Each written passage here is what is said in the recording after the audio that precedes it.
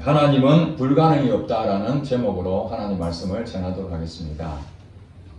예수님께서 우리에게 가르쳐 주신 기도가 있습니다. 그것을 우리는 주기도문이라고 합니다.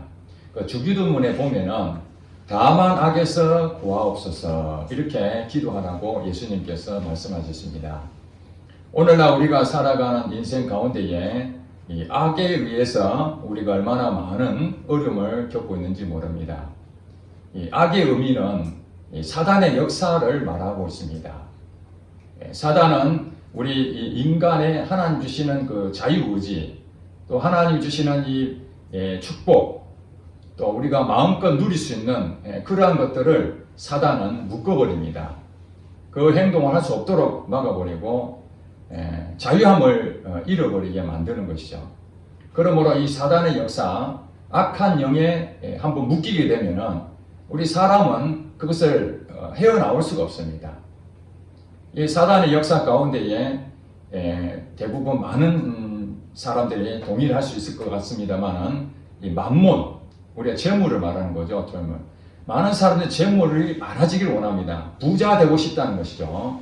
재물이 많은 것을 나쁜 것은 아닙니다. 그러나 그 재물에 대한 욕심을 부려서 그 뒤에 배후 조종하고 있는 이 악한 세력을 보지 못하기 때문에 그 물질로 인해 가지고 얼마나 많은 시험을 당하고 또 욕심을 부려서 멸망을 당하는 사람이 굉장히 많다는 것입니다.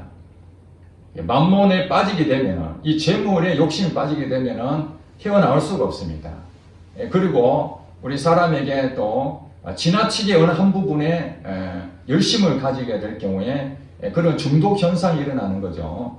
이 중독 현상도 처음에는 가볍게 시작했다가 반복해서 그 일을 하다 보면은 이제 그 중독을 벗어날 수가 없습니다. 헤어나올 수가 없다는 것입니다. 중독에 빠졌다 이렇게 말하죠.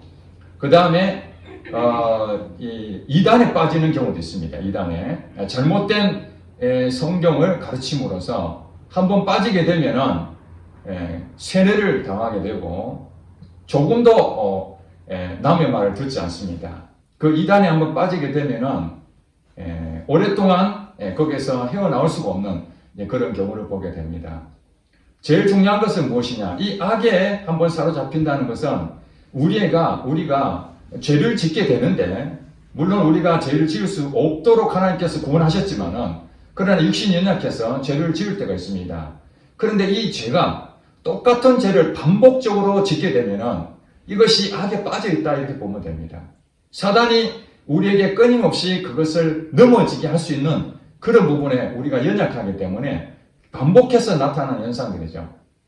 거기서 빠져나와야 되는 것이 바로 구원의 얘기입니다. 구원의 의미는 바로 이 악에서 빠져나오는 것이 구원입니다. 사람이 빠져나올 수 없는 그런 상태에 이르렀을 때 그것이 바로 악에 빠졌다. 예수님께서 기도하라는 것이 무엇이냐? 악에서 구원해 주세요. 악에서 구하여 주세요. 즉 자유함을 누리고 있는 사람들이 해당이 되는 것이 아니라 그 자유함을 잃어버리고 묶여있고 갇혀있고 마치 창살 없는 감옥처럼 이 세상에 갇혀있는 사람이 얼마나 많은지 모릅니다. 자유하지 못한 사람이 너무 많습니다. 어떤 일을 끊으려고 해도 끊어지지 않는 그런 아픔을 겪고 있는 사람이 너무나 많습니다. 이럴 때에 우리는 악에 빠져 있다 이렇게 보면 됩니다. 그 배후에 누가 역사하느냐? 이 사단이 역사하는 거죠. 예수님의 말씀은 악에서 벗어나야 된다. 오늘 본문 말씀은 그 악에 빠져 있는 한 사람, 특별히 만몬에 붙잡혀 있는 이 부자 청년에 대한 한 사례를 우리가 살펴보면서 이 사람에게 예수님께서 그 악에서 빠져나올 방법을 제시하고 있습니다. 여러분들 혹시 악에 지금 빠져있는 어떤 부분이 있다면 오늘 주시는 예수님의 말씀을 다시 한번 들어보시고 악에서 빠져나올 수 있는 방법을 여러분 찾으시기 바랍니다. 오늘 본문 19장 내용에 보면은 다 공독하지 않았지만은 재물이 많은 청년이 예수님 앞에 옵니다. 그 16절에 나와 있죠. 19장 16절에 어떤 사람이 주께 와서 이르되, 다른 성경에 보면 어떤 사람이 대한 정보가 재물이 많은 청년을 말하고 있다는 것을 알 수 있습니다. 예수님께 와서 뭐라고 얘기했는가? 선생님이여, 내가 무슨 선한 일을 하여야 영생을 얻으리까? 이렇게 예수님 앞에 영생에 대한 얘기를 묻고 있습니다. 어떻게 하면 내가 구원을 얻을 수 있을까요? 모든 사람들에 대한 관심이 그거죠. 이 세상에 육체가 잘 되는 것만이 아니라 영혼이 잘 되는 이 영생에 대한 부분도 가지고 있었던 것입니다. 지금 이렇게 말하는 이 재물이 많은 청년에게 예수님께서는 너가 계명을 지켜라. 그러니까 18절에 어느 계명입니까? 이렇게 또 구체적으로 얘기합니다. 계명을 지켜라 이렇게 말하니까 예수님께서 말씀하십니다. 18절에 살인하지 말라, 간음하지 말라, 도둑질하지 말라, 거짓 증언하지 말라, 내 부모를 공경하라, 내 이웃을 내 자신과 같이 사랑하라 하신 것이니라. 여러분, 이 내용이 10계명에 나온 내용입니다. 10가지 계명 중에서 하나님에 대한 계명과 사람에 대한 계명이 있는데 오늘 예수님께서 이 부자 청년에게 말하기를 6가지 사람에 대한 계명을 말씀하고 있습니다. 그러나 이 청년이 뭐라고 얘기하냐면은 이건 내가 다 지켰습니다. 이렇게 말합니다. 자신 있었다 이 말이죠. 그래서 제가 이 내용을 보니까 그러면 내가 다 지켰는데 아직도 부족한 것이 무엇입니까? 예수님 말씀하신 내가 다 지켰으니 제가 이제 구원 얻을 수 있는 것입니까? 이렇게 반문하게 됩니다. 오늘 본문 21절부터 읽었죠. 21절에 보니까 거기에 대해서 예수님께서 말씀하시기를 너가 온전하고자 할진대 가서 너의 소유를 팔아 가난한 자들에게 주라. 가난한 자들에게 너의 가지고 있는 재물을 나눠줘라 이 말입니다. 먼저 나눠줘라. 그리하면은 하늘에서 보화가 내게 있으리라. 그리고 와서 나를 따르라. 예수님 말씀하신 길을 그 청년에게 내가 뭐 한 가지 부족한 게 무엇입니까? 하니까 예수님 말씀하시기를 그거는 부자였지 않습니까? 그 부자인 그 재물을 의지하지 말고 그 재물을 하나님이 주셨으니까 그 재물을 가난한 사람들에게 다 나눠줘라. 그러면은 너에게 하늘의 보화를 듬뿍 줄 것이다. 굉장히 중요한 얘기입니다. 예수님 말씀하시는 것은 약속에 대한 부분이죠. 먼저 주라. 먼저. 그러면은 너에게 하나님께서 채워주실 것이다. 육적인 부분도 그렇지만 영적인 부분도 마찬가지다. 너가 갈급한 마음, 이 재물에 대한 것을 의지하고 그 재물이 자기의 든든한 공급자라 생각하고 남부를 것이 없다고 생각했는데 그것조차 전부 다 의지하지 말고 다 버리면은 하나님을 의지하게 될 것이다. 하나님을. 지금 이 청년은 부자라는 그 상징적인 의미로 말하면은 하나님보다도 이 물질을 더 의지하고 있는 상태였다. 이렇게 보시기 바랍니다. 그러면 이 사람은 계명을 지키라는 부분에서는 열심히 지켰다는 얘기는 당시에 종교 생활은 아주 열심히 했다. 이렇게 볼 수 있습니다. 예배도 빠지지 아니하고 헌금도 열심히 하고 교회 봉사도 잘하는 아주 우리가 볼 때 곁으로 봤을 때 믿음 좋은 신앙인으로 그렇게 보여졌을 것입니다. 이런 사람들이 영생을 얻고 구원을 얻을 거라고 우리는 생각하고 있죠. 그건 착각입니다. 오늘 말씀에 영생을 어떻게 얻을 수 있느냐? 하나님을 의지하지 아니하고 하나님을 알고 있습니다. 이 부자 청년도 하나님에 대해서 믿음으로 계명들 다 지키고 있는 거 보면은 하나님에 대해서 분명한 지식을 갖고 있습니다. 또 실제적으로 그 일도 했습니다. 그러나 이 계명이 말하고 있는 이 정신은 잘 몰랐던 것 같습니다. 왜냐하면 예수님께서 10계명 가운데 6가지 사람에 대한 부분으로 말씀하시면서 뭐라고 얘기합니까? 사랑하라는 거죠. 사랑하라. 이웃을 사랑하라. 이것이 율법의 정신입니다. 그렇다면 예수님께서 그가 모든 계명을 지켰다고 말을 하지만은 너의 가지고 있는 그 소유를 팔아서 가난한 자들에게 나눠줘라 이 말이 무엇입니까? 그것도 사랑하라는 것이잖아요. 그러나 자기가 생각하는 그 기준에 의해서 사랑한다고는 생각했지만 예수님이 말씀하시는 정도의 사랑은 하지 못하고 있다는 것이죠. 그러면은 이 사람 무엇이냐? 물질에 지금 매여 있다 이렇게 보시면 됩니다. 물질에. 만몬신에게 지금 묶여 있는 것입니다. 이 물질을 자유롭게 하나님 말씀하시면 흘려보내고 또 하나님 채워주시고 이런 신앙을 가지고 있는 것이 아니라 물질을 주신 것은 하나님이시니까 어려운 사람이 있으면 당연히 도와야 된다 이렇게 생각하지 않고 자기 나름대로 일부만 남을 돕고 나머지 가지고는 항상 그것이 자기 것으로 생각하고 있었다는 것입니다. 여기서 신앙인들은 하나님을 믿는 사람과 그렇지 못한 사람들은 여기서 갈라지게 됩니다. 종교생활하는 것으로 영생을 얻는 것이 아니라는 것입니다. 예수님 말씀하신 것에 순종하는 것이죠.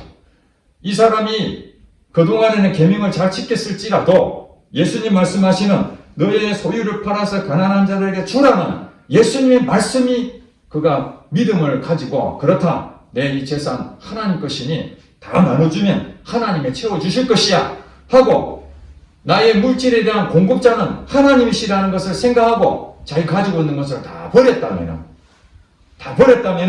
그에게 이 물질도 채워줄 뿐만 아니라 영생의 복도 얻게 될 것인데 이것이 악에서 구원 얻을 수 있는 방법을 예수님께서 제시를 하신 것이죠. 그러나 현실적으로 이 청년은 22절에 보니까 그 청년이 재물이 많음으로 이 말씀을 듣고 근심하여 돌아가 버렸습니다.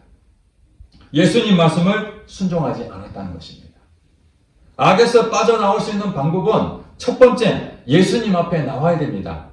그래서 이 청년이 영생을 얻기 위해서 예수님 앞에 나온 건 첫 번째는 잘했습니다. 1단계는 잘했습니다. 그 다음에 예수님께서 영생을 얻을 수 있는 방법을 가르쳐 주셨습니다. 두 번째가 무엇입니까? 예수님 말씀하셨죠. 너가 가지고 있는 그 물질을 의지하면 안 된다. 그거 다 나눠줘라.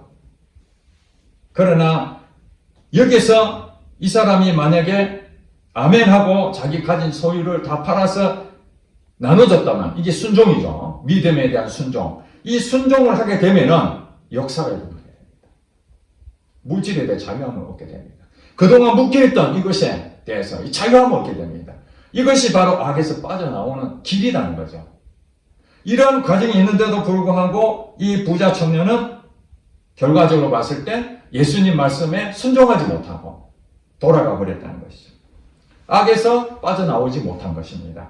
이 얘기를 가지고 예수님이 무슨 말씀하시느냐? 23절에 제자들에게 이제 이 부자 청년을 가지고 얘기합니다. 내가 진실로 너희에게 이르노니 부자는 천국에 들어가기가 어려우니라. 부자가 예수님 내가 영생을 얻으려면 어떻게 합니까? 이렇게 물어봤는데 지금 이 부자 청년이 영생을 얻었다는 겁니까? 못 얻었다는 겁니까? 못 얻었다는 것이죠. 여러분 잘 보시기 바랍니다. 그는 십계명을 열심히 지켰던 자였습니다. 그런데 영생을 얻지를 못하는 것입니다. 부자가 천국에 들어가기가 얼마나 어려운지에 대해서 다시 예수님 설명하기를 24절에 다시 너에게 말하노니 낙타가 바늘 위로 들어가는 것이 부자가 하나님 나라에 들어가는 것보다 쉽다. 낙타가 얼마나 큽니까? 굉장히 큰 동물 아닙니까? 그 동물이 이 바늘 귀에 그거 통과한다는 것은 어려운 일이죠. 그런데 부자가 천국 들어가는 것보다 오히려 쉽다는 것입니다. 그것이. 예수님께서 왜 이렇게 극단적인 과장되게 비유를 했을까요? 악에서 벗어날 수 있는 방법은 사람으로서는 할 수 없다. 이 부자 청년이 가지고 있는 이 재물을 끝까지 붙잡고 있는 한은 악에서 빠져있는 상태에서는 구원 받아야 되지 스스로 구원 얻을 수 없다. 지금 이 상태입니다. 우리가 지금 부자인 만몬에 지금 빠져있는 한 사례를 보고 있지만은 이것만은 아닙니다. 여러분 삶을 살면서 중독에 대한 부분도 오늘날 우리나라에 한 600만 명이 중독 증상을 보이고 있다 합니다. 적당하게 즐기는 것은 중독이 아닙니다. 취미생활하고 적당하게 괜찮습니다. 그러나 자기가 거기서 그걸 안 하면 금단 현상이 일어나는 거죠. 담배를 핀다든지 술을 먹는다든지 도박을 한다든지 게임을 한다든지 아니면은 각종 우리가 말할 수 없는 이 방탕한 생활들을 끊임없이 반복된 그 부분을 여러분이 하고 있다면 그것은 악에 지금 빠져 있는 것입니다. 거기에서 벗어날 방법은 예수님 앞에 나와야 됩니다. 하나님 앞에 나와야 됩니다. 첫 번째 단계가 하나님 앞에 나와서 예수님, 내가 어떻게 해야 이 중독증에서 빠져나올 수 있을까요? 그 질문에 고민해야 됩니다. 만약에 자기가 중독증에 빠져있다 할지라도 전혀 거기에 대해서 개의치 아니하고 여전히 그 상태를 즐겨한다면 빠져나올 수가 없습니다. 예수님 앞에 나와서 예수님 솔직하게 얘기합니다. 예수님, 내가 지금 이 상태에서 내 힘으로 빠져나올 수가 없습니다. 여기서 구원해 주시옵소서. 물론 우리가 천국에 대한 이 영생에 대한 부분에 대해서 구원이라는 부분도 있지만 이 구원의 단어는 여러 의미가 쓰여집니다.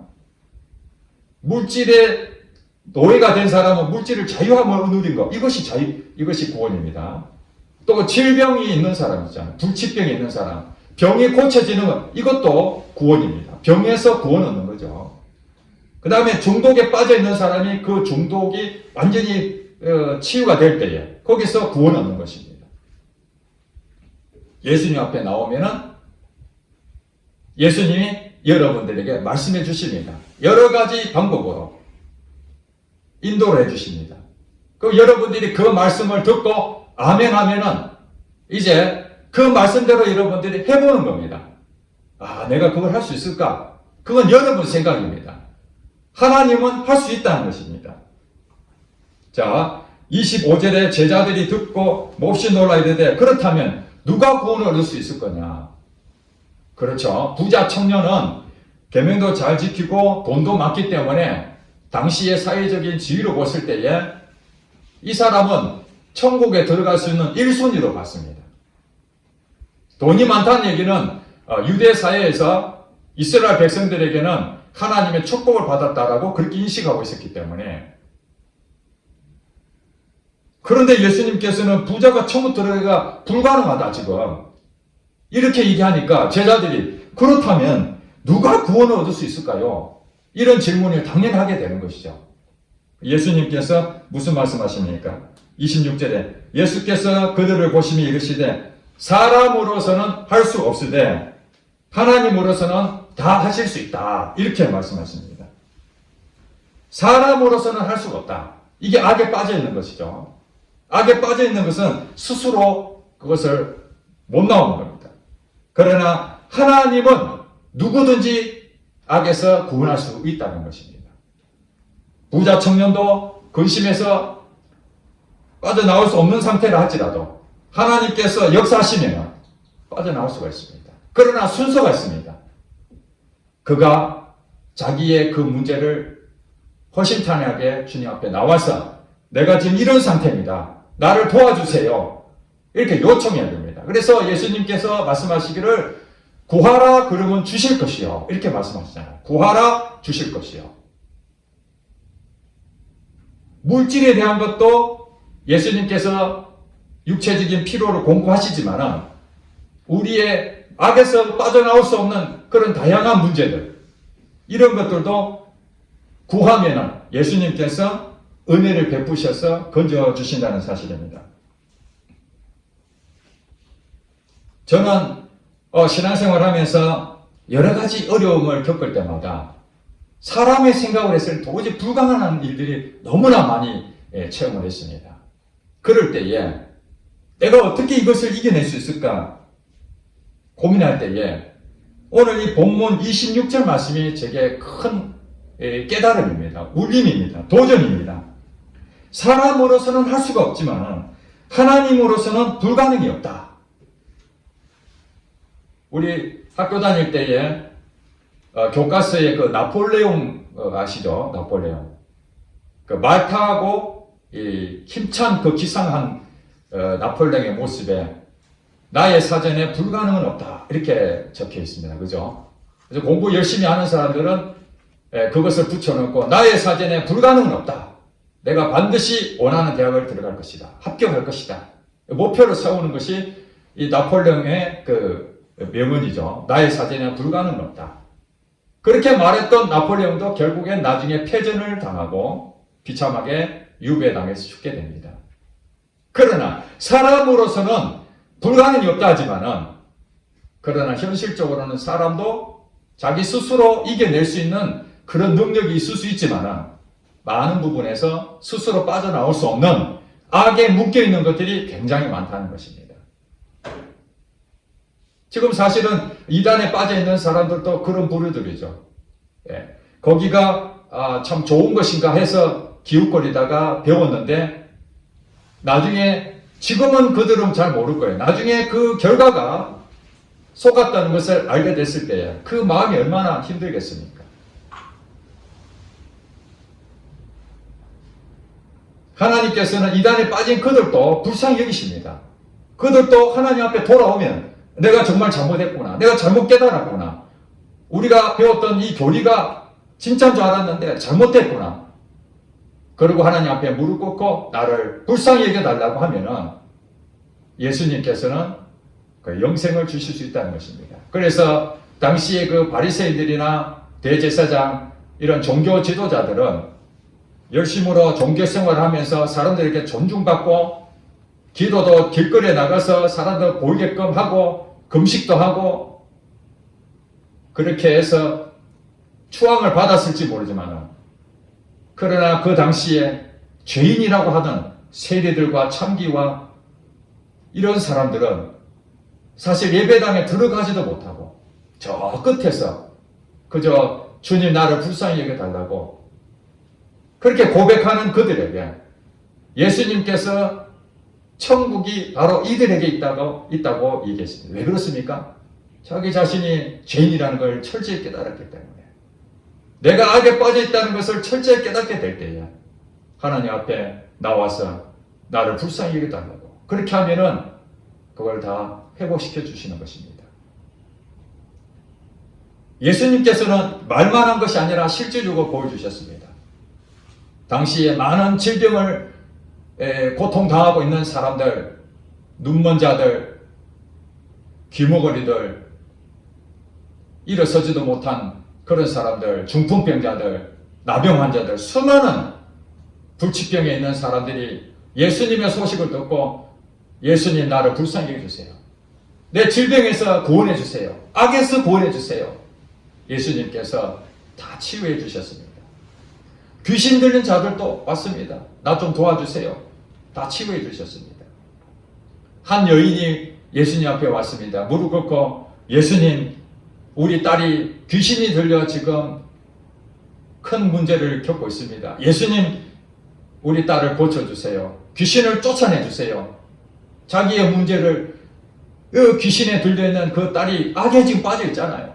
아무리 애를 써도 병원에 가도 나을 수 없는 그런 고통을 당하고 있어 예수님 앞에 나와서 하니까 예수님께서 그 여인의 믿음을 보시고 그 딸의 귀신 들린 것을 다 퇴치하고 회복시켜 주신 사례가 있습니다. 오늘날 우리 주변에 구원 얻어야 될 사람들이 많이 있습니다. 예수님을 모르는 사람들은 다 악에 빠져 있다고 보면 됩니다. 하나님은 부인하기 때문에 하나님보다 나 자신을 믿고 있는 것이죠. 다 그것이 속고 있는 것입니다. 배후에서 사단이 하나님은 없다, 네가 주인이야, 네 생각대로 네가 원하는 대로 자유의지 가지고 네가 결정하면 돼, 네 인생 네가 책임을 지면 돼, 이거 사실은 보이지 않는 악의 세력이 꽉 붙잡고 있는 것이죠. 그래서 성경의 에베소서에 보면은 불순종의 아들들 가운데에 역사하는 그 영들에게 사로잡혀 있는 본질상 진노의 자녀로 사는 사람들이 예수 안 믿는 사람들입니다. 지금 그들은 악에 빠져 있습니다. 그들을 어떻게 건질 수 있는가? 우리가 그들을 위해서 기도하고 전도해야 될 이유가 바로 그것입니다. 하나님께서는 그들이 영생 얻기를 바라고 계시잖아요. 그 드로잉 쇼에 세계 최초로 창시했던 김진규 감독, 여러분 지난번에 간증에 대해서 다 들으셨을 것입니다. 그는 하나님에 대해서 믿지도 않았을 뿐만 아니라 하나님을 오히려 저주하기까지 했던 사람이었습니다. 그의 누나는 예수님을 신실하게 믿는 자였습니다. 자기 동생이 하나님을 정말 만나기를 바라는 마음으로 악에 빠져있는 동생을 구원하기 위해서 그 누나는 열심으로 기도를 했습니다. 그러나 동생이 이 김진규 감독은 자기 인생을 자기가 책임진다고 열심을 했지만은 되는 일이 없었습니다. 실력은 뛰어났지만은 하나님마다 실패를 거듭합니다. 오히려 큰 질병을 걸려서 자기가 살아있는지 죽었는지 모를 정도로 그런 고통 가운데 빠졌을 때 비로소 하나님 계시면 나 좀 살려주세요. 하나님 계시면 나 좀 살려주세요. 이 말이 무엇입니까? 달리 표현하면 악에서 구원해달라는 거 아니겠습니까? 악에서 구원해주세요. 그랬더니 앞에 환상이 보이고 예수님의 얼굴을 보고 그가 감격해서 그 몸이 순식간에 회복이 되는 것을 현상을 느끼고 그가 예수님을 만나고 회심한 이후에 그의 삶은 완전히 달라졌습니다. 악에서 빠져나온 그는 자유함을 얻게 됐고 이제는 악한 영의 역사하는 대로 따라가지 아니하고 세상 방법 따라가지 아니하고 오직 하나님 말씀대로 순종하며 살아가겠다는 그 결심을 하고 지금도 많은 사람들에게 간증하고 있습니다. 물론 때로는 완전히 예수를 믿었다 해서 우리의 잘못된 습관들이 다 없어지질 않습니다. 사람마다 다 각각의 묶여있는 것들이 있습니다. 우리의 잘못된 성격들, 모난 부분들, 또 그동안 해왔던 그런 좋지 못한 습성들, 이런 것들이 여전히 남아 있습니다. 육신의 찌꺼기들이 있습니다. 이런 육신의 일들도 여러분이 생각했을 때 기도하시면서 반복된 그런 습관된 잘못된 것들, 남들한테 핀잔을 받고 너는 왜 그걸 못 고치나, 왜 이거 계속적으로 똑같은 반복된 잘못을 저지르나, 이런 얘기들이 누구든지 다 있습니다. 그것이 내용만 다를 뿐이지 다 가지고 있습니다. 저거 하나 고쳤으면 좋겠는데 저 사람은 그게 문제야. 사람이 참 좋은데 저 성격이 너무 다혈질이야. 다른 건 다 좋은데 돈 쓰는 것이 너무 해퍼. 그걸 절제를 못하는 것이죠. 쇼핑 중독을 한다든지. 또 어떤 사람은 너무 인색해요. 남한테 베풀어야 되는데 그 늘 계산하는 거예요. 이런 것들이 묶여있는 것입니다. 예수를 믿었지만은 여전히 악한 영은 우리에게 그 묶어버리려고 여러분들이 가지고 있는 연약한 부분들을 계속 묶으려고 합니다.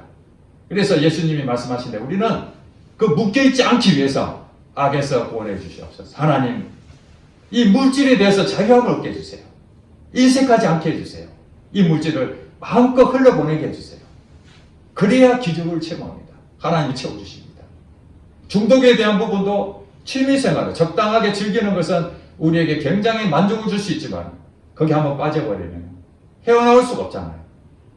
거기에서 여러분들은 항상 주의해야 될 게 무엇인가? 내가 취미생활이라고 좋게 생각했던 것이 지나치게 가고 있다는 것을 여러분 아셔야 됩니다. 갑자기 중독이 되는 것이 아니라 그것이 반복된 습관이 계속해서 조금씩 그 시간과 마음과 모든 것들이 거기에 집중할 때에 결국에는 그것이 중독으로 나타나게 되는 거죠. 그때는 빠져나오기가 얼마나 어려운지 모릅니다. 그래서 성경에 보니까 마귀로 틈을 주지 마라 그랬습니다. 틈. 우리 사람이 각각 다 틈이 있잖아요. 틈. 그 틈을 통해서 들어옵니다. 가스도 틈을 통해서 들어오죠. 완전하게 다 막아놓으면 못 들어옵니다. 그래서 하나님께서는 우리에게 전신갑주를 입고 악한 영들하고 어떻게 하면 악한 영들은 우리를 묶어버리고 자유하지 못하도록 만들려 하는 것이고 우리는 그 악한 영으로부터 방어를 해서 어떤 부분이 자유함을 누려야 되는 거예요.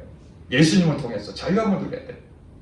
무엇이든지 기쁨을 가지고 그래서 예수님께서 사도 바울이 항상 기뻐하고 쉬지 말고 기도하고 범사에 감사하라. 이 묶이지 말라는 거거든요. 염려하고 불안하고 근심하고 이 묶여버린 겁니다. 이 생활에 묶여버린 거죠. 그러나 어려움이 오고 힘든 일이 오더라도 그 기쁨이 생기고 평안을 누리고 감사가 나오고 안 묶이지는 겁니다.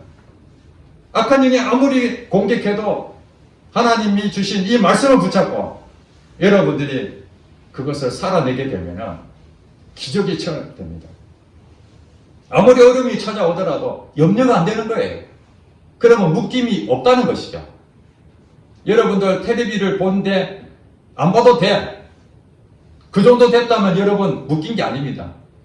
그런데 그 시간만 되면 꼭 그 텔레비를 봐야 되고, 그걸 안 보게 되면 마음이 불안해지고, 하던 일이 잘 안 되고, 1순위로 그거 가고, 예배 시간하고 만약에 겹치게 되면 예배를 가야 될까, 그것을 봐야 될까, 이런 마음이 생긴다는 얘기는 지금 거의 이쪽에 매여 있다는 것이죠.